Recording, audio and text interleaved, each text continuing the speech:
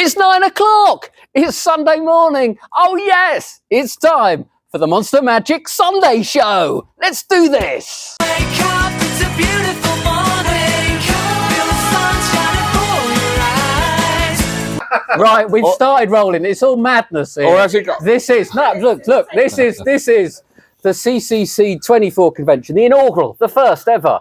And possibly the last ever.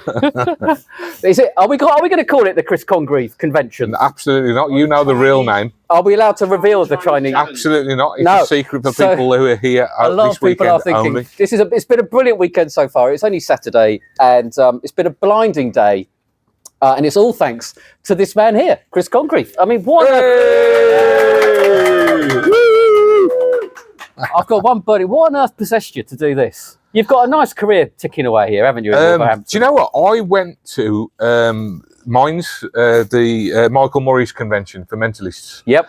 So I went to that last year, and it was such a great weekend. It was fantastic. It was small like this is. There was maybe a few more people there, maybe 100. So there's about 80 people here this weekend, plus dealers, plus magic dealers, plus lecturers and stuff. So there's about 100 of us here this weekend, and the atmosphere is so far it's just been absolutely wonderful. And this is what Michael had as well. The atmosphere was great. And when I started going to magic conventions, I've been to Blackpool for many, many years, and I love it. It's a brilliant convention. But for me, the best part of the convention is sitting around and chatting sessions, having a beer with friends and all the rest of it. And this is so. And when I went to Mike's convention in Newcastle, I thought I want to replicate that, but in the Midlands, because there's no magic events like this in the in the Midlands. And that was it. So I thought, well, I'll give it a go and we'll see how we get on. Now, happily for me, I've got some really good friends in the business who've all agreed to lecture for me this weekend.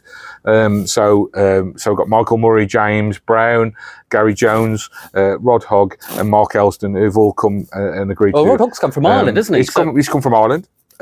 Did you did you sort of test the water with the lineup? Did you say would you do it before you committed to doing the convention, or I can't remember. Did you go? You know what? I've got enough context. I can get this done. I can't remember, mate. If I'm honest, I think I asked everybody if I do a convention, will you come? Yes, I think that was it. And then yeah, I think I did. But it was a few months ago now, so I can't remember. I'm pretty sure I did. I asked. So really, this was the only other person that I really wanted to come and do this weekend who wouldn't, because he's here and he's supported me and he's come and bought a ticket. He's Steve Cook. I really wanted Steve Cook here as well. And Steve had done his last lecture for Michael at Mines 2 years ago, I think. And he said, this is my last ever lecture. And he stuck by that. Fair play to him. I didn't know that when I asked him. But other than that, everybody else was my first choice. So, yeah. Hard work, fun. Fun. It's been great. It's just gone... Well, John Morton, who's sitting over there, has just put a big kiss of death on. It's going to be a absolute... Can you swear on this show or not? Yeah, you can. It's going to be a fucking disaster tomorrow because John's just stood over there and said, "Oh, everything's gone really smooth for the first one." No, he has kicked. So day two's going to be just a nightmare. But now it's just been great. You kept it simple, haven't you? Really, you've done. So the lectures have been really diverse. So you've had Michael Murray's obviously Mentalism, Rod Hogg's. Did all pickpocketing stuff, and your stuff, and I lectured as well. And I told a lot of dirty jokes, didn't I? Really, and a bit of magic. So this is interesting. So are you naturally a funny? Were you naturally a funny guy before magic? Was comedy sort of a thing? Well, no. I'll tell you why I asked. That's a weird question. Well, because you say, the best way of misdirection is to get them laughing. Yes. So is that? So I suppose what I'm saying is, did you discover that because you were funny and you could get away with murder, or did you suddenly realise I've got to put in a joke? It's something that I've been performing professionally magic for 20 odd years, right? And it's something that's evolved over time. But I've always been. I wouldn't say I was naturally funny, but naturally witty and quick-witted. One of my and I've seen this a lot with magicians over the years. One of my first school reports or one of my secondary school reports. My mum and dad found it out not all that long ago, and it said if Christopher, that was full title, if Christopher spends as much time on his studies as he does entertaining the rest of the class, he'll be very successful. And it's always been there. But there's nothing better than making people laugh when you're performing, I think. It's great when you can make, blow them away and they go, oh, wow, and whatever. But if you make them laugh as well, it's all a journey, isn't it? Yeah, so for me, I'm guilty of, I would go for the laugh above the wow. Yes, but it's an old saying, isn't it? People, and I can't even remember. Somebody will tell me in a second who said this, but that it's about that they might not remember what you do, but they'll remember the way you made them feel. Who was it that said that? Anybody? This is the first studio audience. We've got a very learned audience. And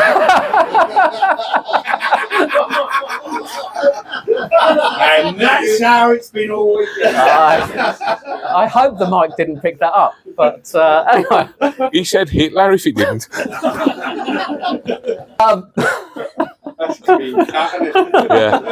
and that was Steve Della who said that as well. It was the lovely Steve Della. That's the funniest I've ever known. Steve, actually. But this was one of your first lectures for a while, was it? No. No, did you lecture a lot? Yeah. But was that a different lecture? Because you were quite nervous this morning. You said, I've got to do a lecture, I've got to plan it. No, so, right, no, I lecture a lot. I've got one next week, one the week after. I lectured a couple of weeks ago in Holland, and I do lecture quite a lot.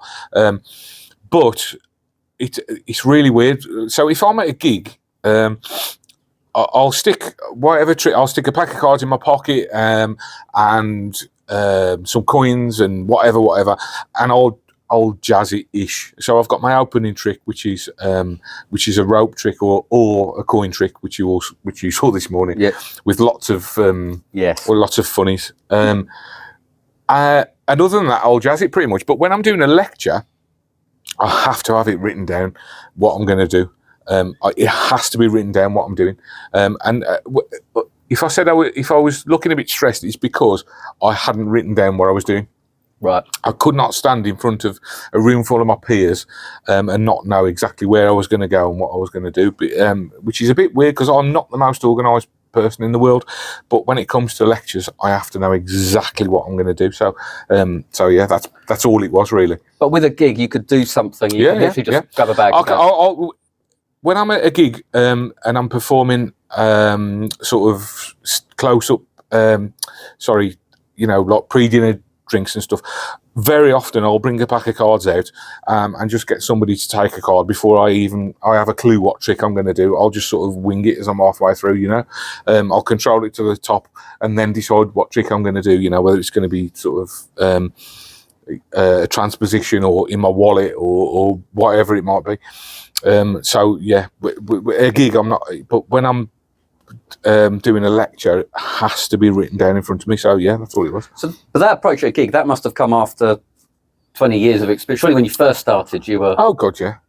I'll tell you what, do you ever think to yourself that I wish my life had been video recorded and somebody, a bit like the Truman Show, where somebody had recorded everything that you'd done? I would love to watch back some of my first ever gigs and see how shit they were, because although the reactions and everything went down okay at the time, I'm talking probably late 90s or early 2000s, my first sort of paid gigs. If I watched them now, I'm sure I'd be like this. My bum cheeks would be like this. Yeah. Okay. Wow. Okay, that's enough. That's strangely liberating. I'm doing it on the chair as well. What was the question? I can't remember. I wasn't expecting that to be the answer. I'm thinking about my bum cheeks. No, so you were talking about material at gigs. Well, no, I think the idea that you will now start a card trick without knowing which card trick you were doing. Whereas obviously when you were first starting out, you must go, right, these are my three. This is set one. I've got the opener, middle, and the closer. So the funny thing is, when I first started learning magic, and I'm sure most people were like this, you're learning stuff from books and videos and stuff where they've got the perfect They've got the perfect conditions. So you've got a table with a close-up mat, so you can do. Oh, those are you know, videos you saw. Not only have they got an audience who will whoop at anything, right. they're sitting Right. down. They've got it all sorted, haven't So, they? It's so good. exactly. So you've got all this going on, as well as the close-up mat and everything else. So I, of course, I've never done. So a lot of people's journey into magic is different. Okay, now a lot of people will join a magic club before they go out and do a gig. For example, okay, so they're doing it. So they've joined the magic club, and they've seen a lot of people like me doing lectures and things like that. So they've got a good. So me, right, I never went anywhere near any magicians. I didn't really know any magicians other than I think Dave Taylor and one or two others, but I didn't see them on a regular basis. So I had no idea what magicians did at gigs. So I rocks up to my first ever gig with all this stuff that I've learned on the tables. Yeah. And then you quickly realise that none of this stuff is going to work, in a real environment, And my first sort of regular gig was TGI Fridays. I was there every Saturday, the one in Birmingham. I was there every Saturday for about 4 years. And that taught me so much. No, that was paid, was it? It was paid. It was paid. I was, it was, and this is, like I said, 25 years ago, I was getting 150 quid a night, which, I know magicians who go out for that now. Yeah. And I'm not knocking anybody here, but it's true. And this was 20 odd years ago, and I was brand new. So it was a fantastic experience for me. So now, when you saw my lecture today, all my magic, I'll stick it in my pocket. It's reset, and you don't have time to go and stand up a corner and reset anything. You go from that table to that table. You turn around and you go to this table. You're halfway through a trick, and the food comes. You have to leave that table and go to another table. It's non-stop. It's a fantastic training ground. It was brilliant. So I quickly learned that all the stuff I'd spent the last sort of 6 years learning, it was absolutely no good to me at all. But it was good because I've learned. Well, and it was interesting watching your lecture because it was all stuff that's not easy but attainable. It was nothing. Yeah, there's no real thumb busters in there, is there? No. But just entertaining, strong magic. You know why that is? Why? Because I can't do it. Did you ever try to do it though? Did you ever want to be do you know knuckle what? busting? I can do a lot of sleight of hand, a lot more than people realise. But you don't need it, do you? No. If you think about your toolbox as a magician, what do you need actually? A force of control. Yeah. With a pack of cards. Yeah. And that's it. With the coins, you need a finger palm. That coin routine that I did today, I'm sorry you haven't seen this, but the coin routine that I taught today, it's a finger palm. And that's the most difficult thing in there, is a finger palm. But it's all about, the kids. Do you know what? One of the best things, actually, one of the best things I ever did was go away and learn how to entertain children. I did kids shows for about 4 years, I think, something like that. Did you enjoy that? No, I hated every second of it. The little bastards they are. Yeah. However, what it's great for is teaching you how to entertain on a different level. And with kids, you can do a sort of 10-minute trick, okay? But it's not about the trick; it's about the journey. Yeah. It's about how you get there and the fun that you have there. I still do now, and I didn't do it today. In one of my card routines, I do a thing that I used to do in kid shows, where they put the hands up. So basically, I'll apparently put the spectator's card in my pocket, and I'll come with my hand looking like this, right, like I've got the card palm there, and I'll say, "Who thinks I put your card in the pocket?" And nobody and I'll say, put your hand up like this. So that's the first thing that you get to a bit of a laugh. And I'll say, put your hand up if you don't think it went in your pocket. This is straight from a kid show. And I'll put your hands up if you couldn't care less if it went in the pocket or not, Yeah. And these people are laughing at something that I used to do in a kid show. Put your hand up if you don't like putting your hand up, And doing kid shows is a fantastic training ground for entertaining adults, in my opinion. Absolutely. God, it's a drastic way of doing it. Yeah, that's not murder. I wouldn't go back to doing it now, that's for sure. But I'm glad I did it because I learned so much from it. And kids are honest, If you do a really shit top change or a palm or something in front of a load of adults, they'll sit there and give you a golf clap and wait for you to bugger off to the next table. If you do that in front of a load of bloodthirsty 4-year-olds, I saw that, mate, that shit. Yeah. We're in the West Midlands, it's rough. But do you know what I'm saying? You know, okay, maybe I exaggerated slightly. But if a kid sees that you've done something and they've spotted what it is, they'll tell you. Whereas an adult, not necessarily. So it's great. Just go out and do some kid shows, everyone. And so, would you do this convention again next year? What do you reckon, guys? Yes! Absolutely no chance. Yeah, no. Yeah, it's been so far so good, yeah. I think the atmosphere has just been amazing. Yeah, this is what I was hoping for. Yeah, it's been brilliant. Yeah. Excellent. Thank you very much, Chris Cogley. We're going to get someone else. Thank you.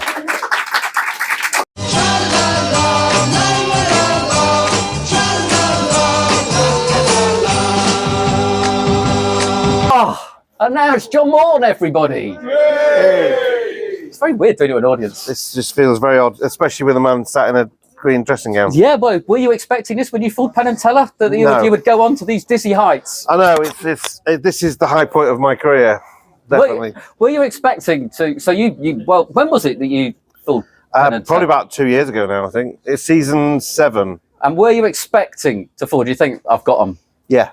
Were you really? Funny enough, yeah, because when you go and touch the producers, so I got through it through a back door to a friend almost, and the producers, you send a tape in, and they ring you up, and basically they say, "Do you think you can fool them?" And I went, "Yes," and they were like, "Oh, that's really confident." And the reason I was so confident is it had fooled a load of people at 4F convention, and it fooled every sort of magician up until that point, and some really big names as well. So.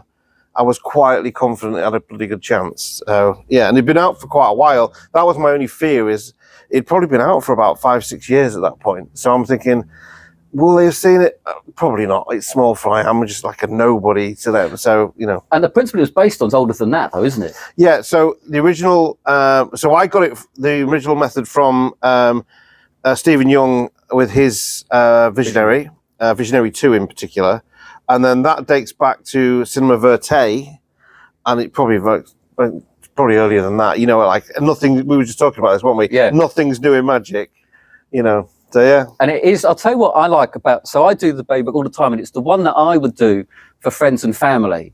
Yeah. Because they are never ever gonna figure it out. And they can have lots of guesses. Yeah. You don't know the baby book. It is we've got one anyway. It is literally baby book with some pictures in it. Yeah. And the secret is so well hidden, and that part's so simple. You're having a whale of a time, but they're sort of thinking, is it the letter it starts with? Is it the colour? Is it something? Yeah, everybody has their own method of how they think it's done. It's hilarious. So that is the best bit. Yeah. Because no one has, in the 3 or 4 years that I've been performing it, no one has got anywhere near. It's funny because they always say you should never do challenge magic, but the baby book almost becomes a challenge magic thing because they each pass it round trying to like catch you out, don't they? It's just a weird thing, but it works. It works. Yeah. It's genius. And today you showed your imposter, which I first heard about. Yeah, imposter. Yeah. At Blackpool, yeah. And everyone was raving about it, and I was going, I've got to go and see it, and then I never got a chance because I was carrying around a yellow sofa. You got to see the full thing today, yeah. Although albeit a quicker version of it, but yeah, Imposter's brilliant. And sort of kudos to Craig Petty and Matt Cluley, who sort of helped out with they run the trailer of it, and then Jamie Dawes, he re-edited the trailer as well, make it look all slick and stuff as well. Him and Pete and Hardy helped on that as well, so that was good. Yeah, it was 1.5 years in the making for a cardboard tube and some sticks, which is nuts. And you wouldn't believe how many prototypes and how many different things I had to go through to make it affordable, so it wasn't like extravagant. What was your first prototype? Because I love this. So often, I know Ian Bailey's here as well, and we're sort of playing around with. We have trick ideas. Then suddenly you're sort of on a call, or you've got a video of yourself with some gaffer tape and whatever. Yeah. Going, look, do you reckon this is something? Should I pursue it? So what was your first? Imposter is some sticks in a tube. It's 5 sticks in a tube. One of them's got a red end to it, and it's basically Max Maven's Kuosuke routine, essentially, where they each take out a stick. You don't have to look, and you know the moment it's gone out the tube is essentially. So you know who, in this case, it's the murder plot, and one of them's a murderer. But you could do any kind of plot with it, really. And you did it on stage here. Yeah. Obviously, it must work great around a table or Yeah, any it works. situation. It works close up, parlour, stage, everything. That's the And beauty of it. It's just literally a little tiny tube. Yeah. So, back to the first prototype. So, so it originated with an idea. So I always try and make a trick, and I always try and make it from a game, basically. So I was like, what can I do for this thing? And I've played around with Kurisuke for years, and probably about 10 years now. And I've bought everything from the most expensive through to the cheapest. And so it's always been in the back of my mind. I've made a few myself, including some really sort of clever ones and then some very basic ones. Nothing that really just nailed it, really, for me. And then a year and a half ago, I had this idea of doing the shortest straw, which is the prototype name for it for years. It's funny because on one of the things that Craig says, he knows it was called the shortest straw because he knew it a year before it ever came out. And he still calls it the shortest straw, which is hilarious. So it was originally, the premise was the shortest straw, where you hold straw and everyone takes that. And nice. The idea was that one person was going to basically do a forfeit if they got the short straw. But then I thought, right, okay, but you carve it in your hand because you'd feel the moment it went out. So it was right. It can't be in their hand for the same reason.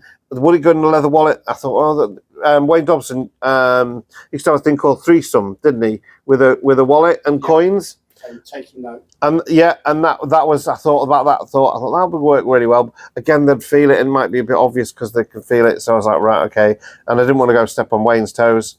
So I thought, what can I do? What can I do? And then I thought, right, it has to be in something solid. So it's going to be a pot of some sort. But that sort of like put the kibosh on it being a short straw because they all had to be the same length, otherwise you'd see it. So it's right. So now it's a pot of sticks. So it's going to have a coloured end.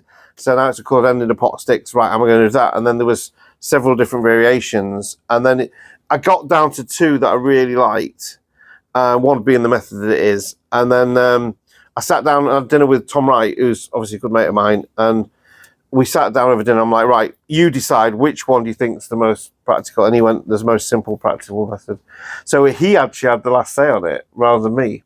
Because you get, when you create something, and anybody that's ever created a magic trick will know, you get so close to it and precious about it that in the end you're kind of blinded to it. You kind of need somebody to go, that shit, do that. And that's basically what he did. So that's how it ended up being imposter. And then Matt he's over there now, look. Matt put this routine together based, you have to get people to tell you the truth of it, between, it stuck for a trick on the route to the Curious Cabaret, weren't you, in half an hour, he literally on the drive there, him and Craig put this together, which is very based on Jamie Dawes' Bane routine, and now it's since been twisted a few different ways, and it's brilliant. Personally, I like shortest straw. I think that's... Short straw was always going to be the original name for it. Well, then it wasn't short anymore, so I couldn't call it short straw. But that's what it is. Yeah, that's again, but it's also very similar to another great thing about the baby book is that you can literally just tell someone one sentence and they can do it. And they can do it. Yeah. And Imposter's exactly the same. Imposter's the same. Twins is pretty much the same. All the stuff I bring out, all has to be dead simple in the method so that when it comes to do it, you just concentrate on presentation. Why is it simple? Same as what Chris said, so I can do it. But it's also very, very deceptive. Thanks. Yeah, I like that. That pot looks completely innocent.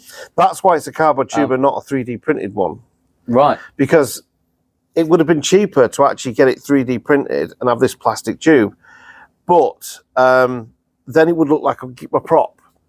So a cardboard tube, it's crazy because it's cost me more for a bloody cardboard tube, but the cardboard tube gives it that innocence, and especially with the fact that you can hand it out afterwards, once it's been selected, you just pass it around, and it's just literally a cardboard tube and some plastic sticks. That's the way it is, Brilliant. Rather than the thing, yeah. And have you had a good time here at the convention? It's been shit. It's been terrible. That Chris Congreve, I mean, you can't see, but off camera, he's got a gun to us all. It's been fantastic. Chris has done a really good job of putting this together, and some amazing lectures. We've had some fantastic lectures today, more tomorrow as well. So, no, it's been fantastic. Everybody should come to this convention. except you're not going to be able to because it's only limited numbers, and we're all just going to read books, so you're out of luck. Sorry, guys. You know, there's no point even trying. Don't even try and book next year because we're all just Oh, yeah, coming back. we all get first dibs, don't we? We get first dibs, so Yeah. all the tickets are sold already, mate. So don't worry about it. Yeah, He'll So be that's- squeezing more chairs in at the back. well, It's maybe. going to happen. Yeah, I suppose so. But yeah, it's been brilliant. Brilliant. All right. Thank you very much, John. No, See you it's all right. Do you want this back? Yeah. My coffee up. later. How are you? I'm very well. You have I'm literally very just well. finished your lecture very shortly I afterwards. have, yes, I can relax and breathe now, yes. And just a testament to how hard you were working afterwards. How long you were still demming stuff and showing stuff, like an hour and a half after your lecture. Yeah. That is amazing. I just enjoy what I do. It's always a pleasure. And have you always said mentalism? Is that a real? So MindFX, mindfx.com. .co.uk. Okay, there you go. .co.uk. All of Michael's stuff's on there. There is some on Monster Magic as well, but you know, support the creator. Why not? Mentalism. So, why is that such a passion for you? Did you start off with magic? Did you start off with magic tricks? Yeah, I started off 7-year-old, seeing my first magician, and that was in Spain. I was stunned, basically got the bug, and I wanted a Paul Daniels magic set for Christmas. Oh, I didn't get one, and my cousin got one, but he didn't want it. And that was just adding insult or injury. So I said to my parents, "Look, I'm going to learn magic whether you like it or not." So I went to the library, got all of the books out, and you know, and basically learned from there. But yeah, it was always magic that I was interested in. To be honest with you, I absolutely hated mentalism. Absolutely detested it. You know, most of the effects that I saw were just think of a country, this is country, think of a word, think of a number, this is the number, and there was nothing really to it until I saw Darren. And I'm not afraid to, you know, to admit I've told Darren himself he was my inspiration. And it was pretty bizarre because I actually believed. When I saw Darren's show, I believed in obviously all of this NLP and everything that he was doing. And I went to the library and I was buying books on NLP, trying to learn the sort of the techniques that he was using. And it wasn't until my friend from Holland, Lido Vanderlaan, he messaged me. He says, "Have you been watching the show with this Darren Brown?" I says, "Oh yes, it's phenomenal." He says, "Can you remember?" He says, "We met him at London No at the IBM convention. We sat in his company." And then I was thinking back, I was like, actually, yeah. And actually, Darren was just at that point transitioning from magic to mentalism himself. But you know, he made it more about the participant.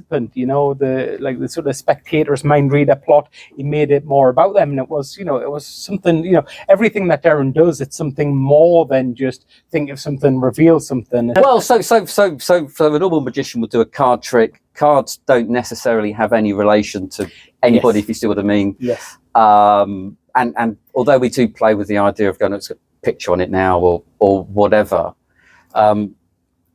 perhaps magicians could benefit more by building that connection that mentalists always do. Mm-hmm. That's sort of part of mentalism. Without a shadow of doubt. I mean, again, I suppose the more that I started getting interested in mentalism, the more I started, and please don't shoot me for this, but the more I started despising magic for that very reason. You know, when you consider something like, I don't know, maybe an assembly routine or like a coin matrix, yes, these things are beautiful to watch, but you know, where's the takeaway for the participant watching? It's a piece of eye candy. It's beautiful to watch. Yes, it's very skillful, but you know, beyond that, what is there to take home? Whereas sort of with mentalism, and certainly obviously the material that Darren performs, it's more thought-provoking. You know, look at the inner abilities that you've got. You know, look at the potential that you've got, and you know, uses the participants. You know, maybe like Hero and all of these shows that he did. It's it's not about him. It's about the experience and the fact that we've all got these innate gifts, and we've all got the ability to do so much more.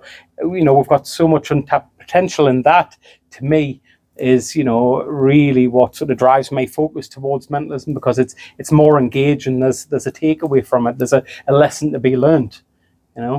So one of the very interesting things about your lecture was you asked who doesn't like propless mentalism, and I didn't stick my hand up, but on a normal day I'll be leaping up and down going, me.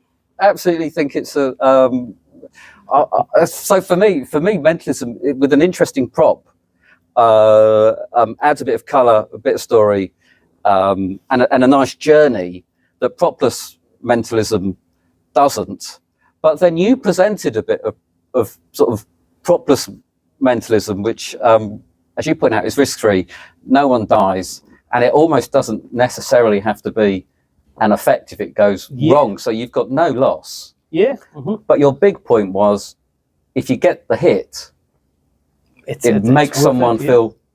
And it was hilarious because actually you did get a hit, and the look on Tony's face. Yeah, but he just has to think of a card and nailed it. You know, you've got everything to gain but nothing to lose, and I think that's really what's interesting. Certainly, I suppose more pertaining to mentalism than magic is, you know, unlike a movie or a book where you've got a predefined start, a predefined middle, and a predefined ending.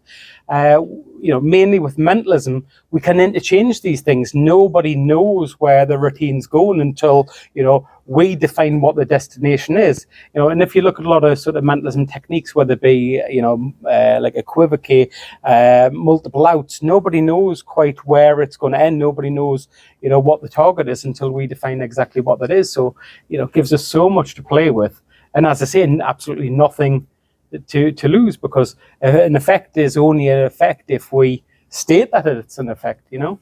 So do you like that jazzy nature?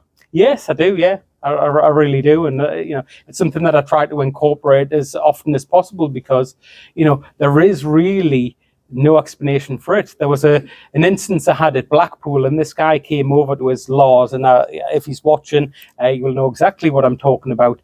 And he came over to me and he said, you know, what is like the strongest thing that you do?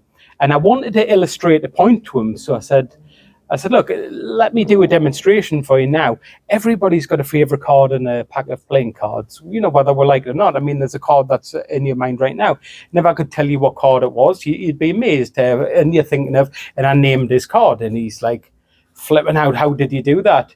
And he says, and I was trying to illustrate the point. I actually wanted it to go wrong. And I said, look, let's do it again. Everybody's got a favorite card in the pack, but, you know, change it. You know, and everybody's card's different. And if you've got a card in mind now, if I named it, you'd flip out. And then I named another card, and it was the card he was thinking of. And he's like, what is going on here? And I was like, I want this to go wrong. So I said, look, everybody's got a favorite card in the pack, change it, blah, blah, blah, and nailed the card the third time. And he's just like, I've got nowhere to go with this. He's like, this is the best thing I've ever seen. And I was like, yeah, I know, this is my favorite thing, and just walked off. I was hoping that it was going to go wrong so I could obviously illustrate the point to him, but the beauty is I nailed it. And again, what's nice is, unless I sort of introduced that element of risk, I couldn't have created anything as powerful as that. You know, think about this, you know, ask it to think of a card, and I nail it.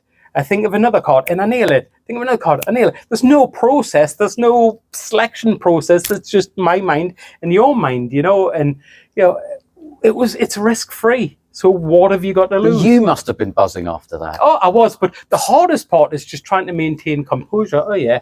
You know, like even Tony before, when he's up, you know, think of a 8 of diamonds. And he's reacting, you know, it just works every time. You know, that's the hardest part. It's just, you know. And what new stuff have you got coming? Have you got any stuff on the horizon? I've always got lots of stuff on the horizon. I've got Ian is somewhere in the group here, but I've got like notebooks. Ian wants them, so if I end up picking it early, right.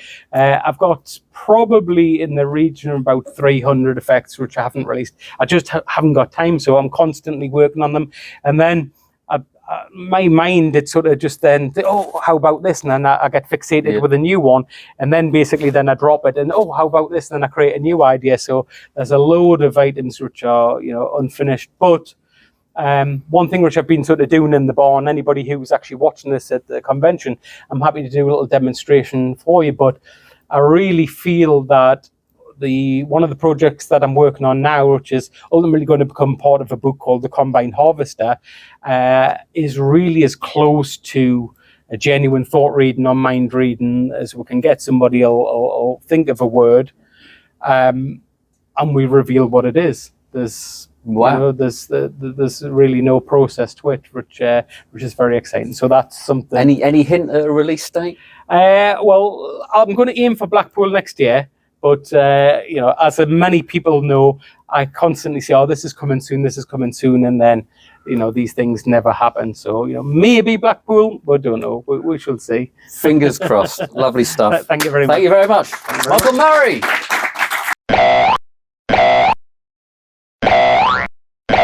Is this all right? Steve Deller. Yeah, of course it is. It's 9 o'clock. Everyone's drinking at 9 o'clock on a Sunday morning. Perfect. It's what you should be doing. So, Steve Deller, what can we start? So, a couple of years ago when you were 16, you won Magic Circle Young Magician of the Year. When I was young, long time ago, 2005. But since then, you have won award after award after award. Yeah. Do you like competitions? Is that something you thought, or did you need that sort of approval? Yeah, because I've got a massive ego, so I needed to know that I could win stuff. Basically, yeah, 26 first place awards at the moment. What? 26. How many seconds? Can we talk about coming second? Does that count? Yeah, second. 26 people. 20. Well, you talk to my husband about that. No, I've got about 23 second places, I think. So, yeah. God, I know. It's sad, really, isn't it? and it is. So you obviously gig. Is doing a competition a different? I mean, does it become starting a big obsession of trying to nail a brilliant act? It really does. I'm obsessed with winning stuff because I need justification. You see, in Magic, we don't really have, unless you're a member of the Magic Circle and you work your way up, there's not really a hierarchy. And I like to be told that I'm good at what I'm doing. And the best way to do that is to do competitions. If you win a competition, you've kind of got it in you that you're among the best, if that makes sense. I mean, that's not how I see myself. I must admit, I'm a very shy person. I'm quite humble. I don't see myself like that. But it's kind of like using a competition to push myself forward. So, but when you were 16, you started gigging professionally. Yes. Was that before you joined the Magic Circle? Was that before? Yeah, I was. So how did you know that you were good enough to perform? Oh, I'm Steve Deller. No. So I'd won the Young Magicians Club stage and close up, and then when I was 16, I won the IBM close up. At 16? Yeah, I was the youngest ever to win. I didn't even know you could enter at 16. Please stop crowding me. Quite embarrassing now. Yeah, no. So I won that at 16, and then after that, I won Young Magician of the Year. Right. And then a year after that, I won the IBM again. And I won the Rovey Trophy and all that stuff. But I like competitions because they push you. I mean, we all know, though, don't we, that competitions they're fake. It's fake magic. It's not stuff you'd ever do in the real world. It's just not. I mean, for the IBM, I did cups and balls to music. I mean, it's not a table hopper. I'll put it that way. But it was gratification for myself. So it was selfish, but I enjoyed it. Does it give you a chance to do magic? So obviously, yeah, it does, I suppose. Give you a chance to do magic tricks that obviously would never enter your repertoire, so you wouldn't have an excuse to ever learn. Yeah, you've got it. You've hit the nail on the head, 100%. It's stuff that I would do classical, because at the moment, what I'm doing is, as I'm getting older, I'm taking more sleight of hand out of my performance, and I'm making life as simple as it can be. But when you do a competition, because you're marked on, appearance, skill level, magical content, all those things, you have to tick lots of boxes. And when I was doing competitions, I wanted to get at least a 9 in every category. When you're at a gig, the only thing you should be concerned about is people having a great time. Excellent. And the thing that you lectured today was your deck. Yeah, which has been out a while. The Night Flight deck. The Night Flight deck. So the impressive thing about this. So we're allowed to say what it is, aren't we? We can say, yeah. I think you've earned the right. Yes. Well, it's a marked deck. It's a marked deck, isn't it? It is. It's the world's easiest to read marked deck of playing cards. Is that official? It is to me. Right. Yeah, no, I say it with a smile on my face. The other mark deck that I use a lot is the DMC. That's also my other favourite deck, or I think they're called something else now, like the Oubliettes or something. I don't know.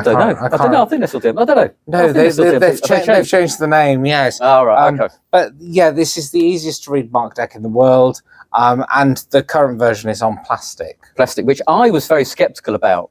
Yeah, no, But actually, they feel fine. They handle fine. And if you're working any sort of casual environment where you're going to have drinks with a whole residue on the table, all of that stuff. yeah, Like we're saying, you're never going to be going, can you clear all your stuff away? I've got my mat here now. exactly, exactly. Yeah, no, when these are put in a puddle of beer, they basically survive. You can just wash them over. And All right, don't ruin them. Bloody hell. I'm sorry, I put gloves on. They're very nice. And I was talking to you about this. So actually, I can see that's 10 of diamonds. So, exactly. There you go. Yep, and that's 2 of spades. Yes, Yeah. it is. I think. Yeah. And God, that would have been shit, wouldn't it it? would have been. Can you imagine if that was the 9 of hearts? I'm being prompted by someone at the back. That's ruined it. Thank you, mate. But yeah, no, it's a really good design of big clear markings that you can see a mile away. Yeah. I do actually need glasses now, although I pretend I don't. And they are big enough to read without glasses, but they are nicely hidden. They're nice, and also I've kind of gone bicycle-esque. Yeah, so I was going to talk about this because I mean, Yes. even there's something this crazy magic world where the pen has got to be a Sharpie. You know, heaven forbid you're using an Edding or something. People go, people won't recognise that one. audience, you'd never get booked again, would you? Let's face And it. if you're not using a bicycle deck, usually a red one, obviously. God, that's another story. Then that's something. But it is something people worry about. People do go, oh, if only it was a recognisable branded deck back. I tell you what, I was selling the night flights in Blackpool, right? I was on the Wood Wizard stand. Andy Hughes, brilliant. He does the best cases tables, and I was on there, and it was the final day. I was selling my stock to someone else. I think it was Joel Dickinson who was buying those, and I get a tap on the shoulder, and someone goes, "By the way, there's people to see you at the stand." And I'm like, "All right, okay, cool. I'll be across in a moment. I mean, I've got no more decks, but I'll be across in a moment." And they go, "They're from Bicycle." And I went, "Bloody fuck!" All right, because I'm thinking the design is pretty similar. I don't know if any of you have seen the knife. It's similar, isn't it? It's similar. It's very similar. So I was going back like this, and I go back, and then this lady from Bicycle, she goes, "Hi, yes, I see your banner. I've been meaning to have a word the whole convention. Now my heart's like doing this, and I'm like, bloody hell, here comes a cease and desist order. You know, that's what I'm thinking." And she goes, "It's a nice design. Would you ever consider printing them with the USPCC?" I was like, Jesus Christ. Honestly, I unclenched. I'm pretty sure I shat myself. It was wonderful. Yeah, and that was great. The only problem is she gave me her contact. Then when I emailed the USPCC to think about doing it, they were like, "She no longer works here." I was like, great, so I can still wait on that cease and desist. And the other thing you've got the mispipped cards. I do. Oh, they're in my back pocket. Hold on. There we go. Yes. And these are great because they are used in so many. These are effects, wonderful. And these are really neat. Go on, say what's special about these. So these are super thin.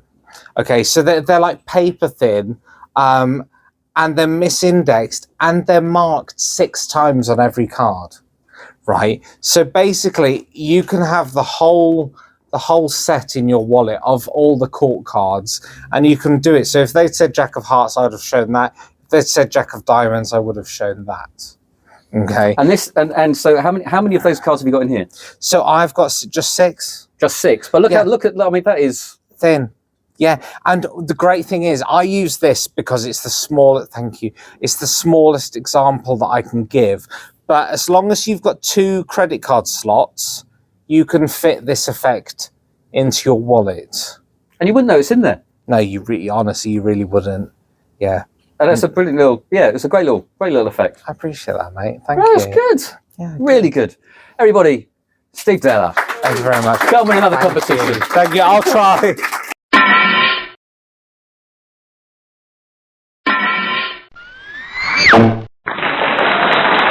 main Mike. How are you? I'm good. We've done this before, haven't we? Have we? Not on the sofa. No, not on the sofa, but I'm sure we've I done. mean, we have talked. Yeah, We do occasionally chat. it's like deja vu moment.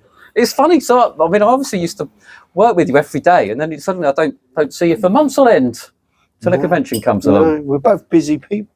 We are. And We what have are, you been up to? So you're doing Dietrich, Magic of Wayne Dobson, Of course. the big book.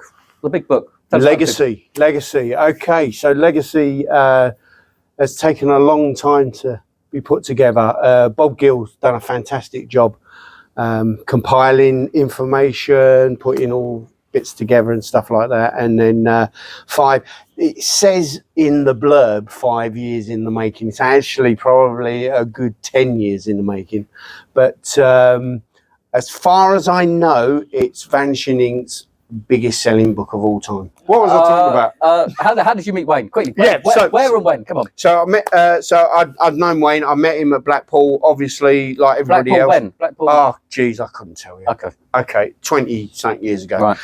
And then he asked Michael Pearce if he knew someone that could take some of his stock back to London. Right. And he said, "Oh yeah, I know." So I had Mike Sullivan. He's got. Anyway, we met. I took the stock. We got together. We hit it off straight away. We was both on the same mindset. And then a few months later, I get a phone call from Wayne, and he says, "Oh, could you come and dem for me?" Because his wife at the time, his ex-wife, wasn't interested in magic. He couldn't get anybody else, and unfortunately, I couldn't do it. I was committed with Marvin's Magic. So, I was little doing, short thing. You used to dem for Marvin's, didn't you? I did the Marvin's Magic School. Yep. So having a sort of like teaching background, being able to write lesson plans and stuff like that. Marvin asked me, and Jay Fortune, I don't know if you know Jay Fortune, they asked me to write some lesson plans and present this Marvin's Magic School at the O2. I mean, it's a big thing. So I said to Wayne, I'm really sorry. I made the commitment. I can't do it. And I thought, oh, crap, I've missed out on there. Anyway, the following year, I get another call from Wayne, and he said, "Are you up for this year?" Yes, mate, I can do this. So I went and did the Magic Convention. It was at the hotel at the time. And he said, "Right, come to my house. I'll teach you I'll give you the magic that you need to learn. You can go home and learn it." So I spent a day down there. I was like a child in a sweet shop. It was brilliant, legend. Were you starstruck? Were you kind of like, you must be on your best behaviour? I was on my best behaviour. I didn't swear. I was on my best behaviour. He was just handing me all these magic effects, and I'm sitting there going, "Oh my God!" Took them home, learnt them. A lot of them I was doing anyway when I was doing my corporate stuff, because Wayne's effects are very simple in method. Don't confuse simple with easy, because they're not easy. You still need to practice, but they were simple in method, which meant that you could, like Michael said, and I think everybody else who has lectured here, you could concentrate on the presentation. So they're great for corporate events. And I was working, doing London gigs with the likes of you had Jamie Raven, Paul Martin, Lee Appleway. So you're still all friends with? Which I'm still all friends with. And we were, it was great stuff to do. Wayne liked the way I did his magic, because I didn't make me I wasn't making me the center of attention. It was the magic was the center of attention. I was just a catalyst. Yeah. So he saw that, and he was like, "Yeah, you're great for demoing stuff." Anyway, to cut a long story short, at the Magic Convention, I rushed along. I practiced all the new effects that he gave me.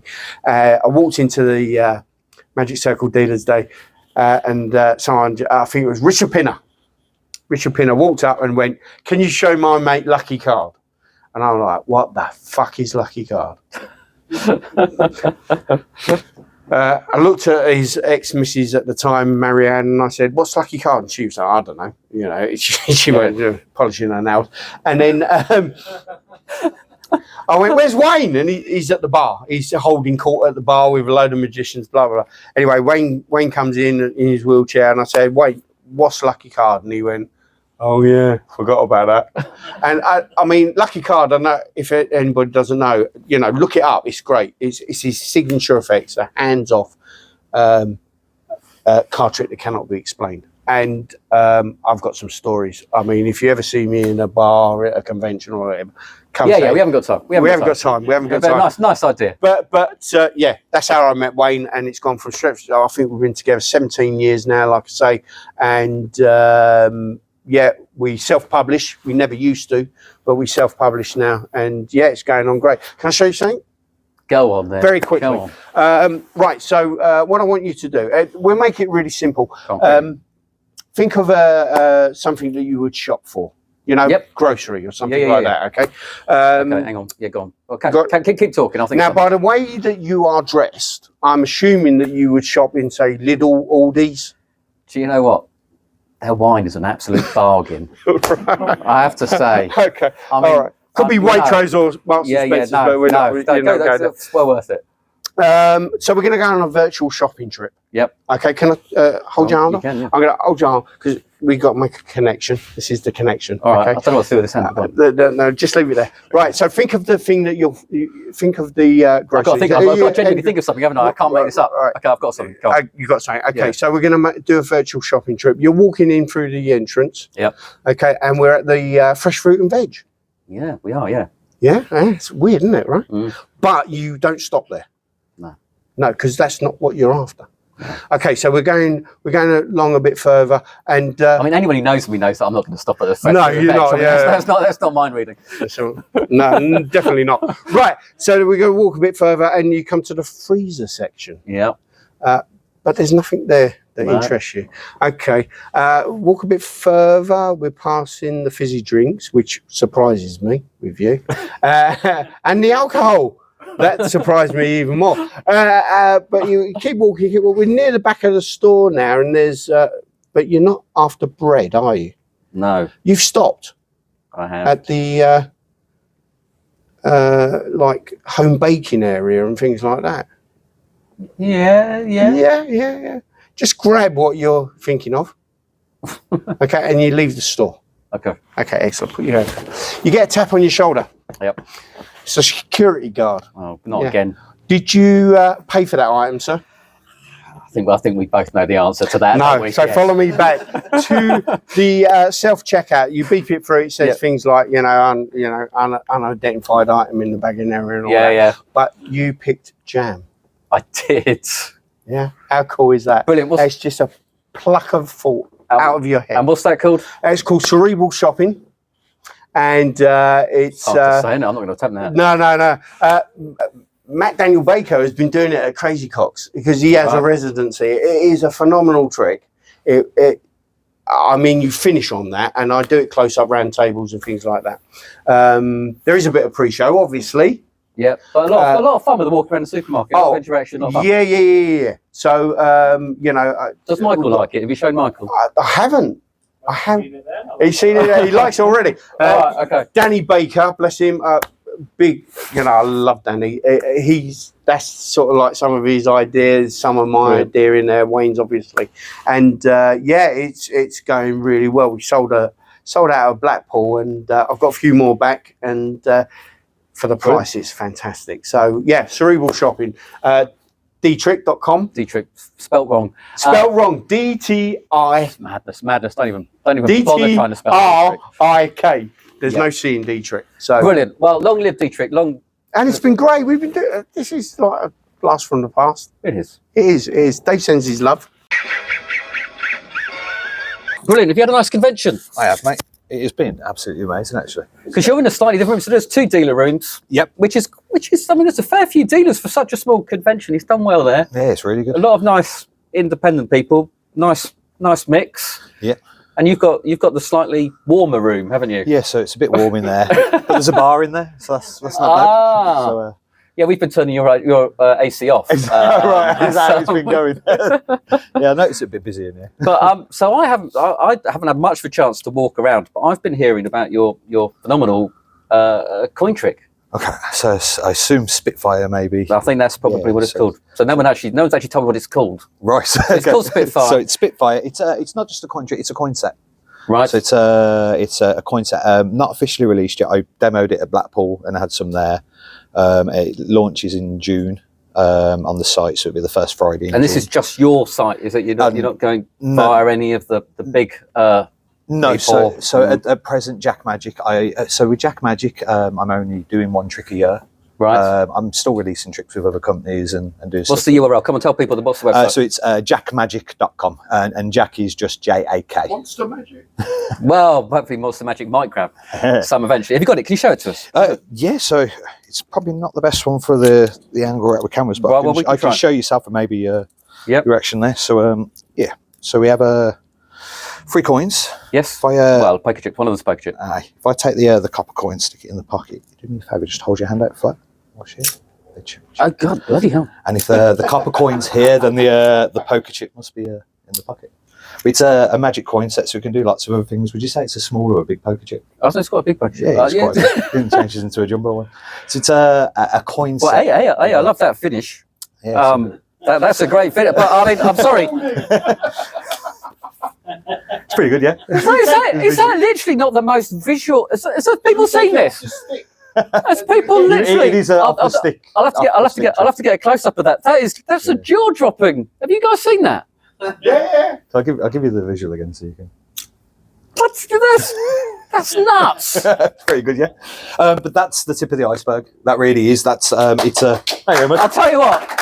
There's I literally think that is probably the most visual coin change I've ever seen. Well, there's more. Because there's colour there as well. Because of the poker chip, really has a lot of colour. That is clever stuff. That is. Well, that's the cool thing with it. So it's a coin set, jumbo poker chip, copper coin, and a silver coin, and a silver poker chip gimmick, should we say? That's familiar. People will know it, but it's been adapted a wee bit. But it's a coin set. So I'm not a working pro. So what I tend to do is when I create stuff is I'll try and get it, when I know it's something good, I'll try and get it into the hands of other magicians. So this project, like all the stuff on Jack Magic, it's got routines from Craig Petty, Chris James, Rooster's hopefully putting some stuff. Ben Williams has got some work. Lord Harry's got he's been working it since day one. He's got some good routines. Kevin Ornst has got one of the most amazing free flies I've ever seen because of the colours. It really pops. Yeah. And there's also some mentalism applications as well, based off an old idea from Mark Southworth's poker fly. So I've adapted that. So I've got an equivoque, shall we say, that allows you to do a free choice of coins to remove. So I'd love to show some of the mentalist guys that actually. I'll tell you what, that poker chip is, because traditionally, obviously, it would be Chinese coin, wouldn't it? Yeah. Traditionally. Yeah. So I tried to and that poker chip is such. Oh, that was you're not leaving without giving me one of that. Trying to make the set look a little bit more Western in feel, because the type of gimmick it is, it generally always has that sort of Oriental or Eastern feel. So it's trying to change the set and then add in different coins, because even as a coin magician, I sometimes find some free flies or 4-coin routines, the coins just merge. Yes. And I think if I think that, then someone spectating coin magic who doesn't really know what's going on might struggle. So I just like the idea of having different colours to emphasise the magic a bit. Brilliant. As not a working pro, I know, so Steve does competitions to boost his massive ego. I thought that was great. Do you feel like when you're sort of here and you've got your peers around, do you feel like I'm just obvious? I definitely get imposter syndrome quite a bit. 100%.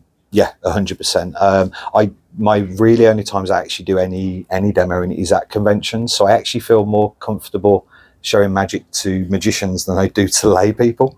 Right. I almost get real bad shakes when I show lay people, because I think I'm going to let magic down if I fail. But with magicians, I sort of I've had a few rude magicians at tables, at conventions, but generally I think they're looking, if a good magician's watching a trick, even if my performance isn't the best, I think if they can see the value or how the trick could go. But again, I try and get other people to work my stuff to iron out those kinks. And it's I think as I go on, my performing's getting slightly stronger, but I still feel very nervous around non-magicians. Magicians, I just show them. And so I'm very familiar with that worry of having let magic down, because you're obviously told that you've got secrets and you can't reveal that secret. And obviously it's easy to keep a secret, but you can always accidentally give it away Yeah, through a bad performance, and I think that does stop people going out and performing. that's a big hang up for me still. And I do generally get, when you get that atrophy when you're nervous about Yes. something you care about. Yeah, so tend to get the shakes. So it's slow. I'm slowly getting there. But 10 years in, and I'm still not 100% confident. But I enjoy performing. I think as well with me, I haven't found a way of performing that I feel comfortable with, like almost the persona that I'm going to adopt when I perform. I'm trying consciously to be natural, but also add in performance, which isn't really my, socially, I'm not the strongest person anyway, so I'm still struggling with that. I think that's fine. I don't think you necessarily need to be a massive, strong personality. I think being relaxed and being yourself. Yeah, well, I'm being myself, but not the relaxed bits. so when that kicks in, but I think that's how in my mind, that's where I'm at with it. I still don't. I think if I was to watch myself performing, I'd be like, oh no, I don't like that. I don't want to become too flamboyant, and especially with magic, as maybe a bit more so than mentalism, it's very much look at me. I think I heard Darren Brown say that once in an interview. That's why he moved away from magic. It was the look at me thing. So I'm conscious of that, and I'd like to try and find if there's a ground where I can do magic that's more visual, but maybe not have the look at me. So again, the focus is purely on the magic. But I'm not experienced enough to really. That's just my thoughts on it, but I'm not there yet. I think. Do you think he's just incredibly modest? Yes. I think that is it. I think you literally imposter syndrome for no good reason whatsoever. No. And that, oh God. Have you seen Bitcoin yet? Actually, No, go on. oh, no, I haven't got Bitcoin on me, I can show you at the table tomorrow. I'll have to get some footage. Brilliant. Well, I mean, I can't wait to see it all tomorrow, and you're not leaving without me buying a Spitfire. Brilliant. Thanks, you people. Thank you. I think I ought to see a doctor. Oh, why do you say that? I'm beginning to like the show. So that's it. That's it for the Monster Magic Show this Saturday, live from the CCC 24 convention. I've had a blinding time. We've had a good time. Yes! So it's goodbye from me. It's goodbye from them. Yes! Goodbye! Bye-bye.